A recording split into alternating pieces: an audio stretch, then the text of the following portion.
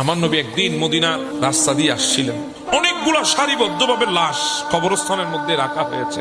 আমার নবী প্রত্যেকটা কবর দেখছেন আর মুস্কি মুস্কি হাসতেছেন, সুবহানাল্লাহ। এভাবে হাসতে হাসতে ওই কাতারের শেষের কবরে যখন আমার নবী গেলেন, হঠাৎ আমার নবীর চেহারা মলিন হয়ে গেছে, নবী বিচলিত হয়ে গেলেন, আমার নবী পেরেশান হয়ে গেলেন, আমার নবীর ভেতরে অস্থিরতা কাজ করছে। আমার নবীকে সাহাবী ইকরাম দেখে বলছি, ইয়া রাসূলুল্লাহ এমনটা কেন করছেন? বলে, যাও এখনই দৌড় দিয়ে যাও মদিনায়, এই গোরস্থানে যাদেরকে দাফন করা হয়েছে তাদের আত্মীয় স্বজনকে তাড়াতাড়ি গোরস্থানে আমি নবী ডেকেছে বলো, তাড়াতাড়ি আসতে বলো। সাহাবী দৌড় দিলেন, ঘোষণা দিলেন, সবাই আসলেন। আমার নবী বলে, ও আমার আল্লাহর বান্দা বান্দিনীরা, এই কবরের যারা পরিবার পরিজন আছো, কে কার আত্মীয়, তোমরা সেই কবরের পাশে দাঁড়িয়ে যাও।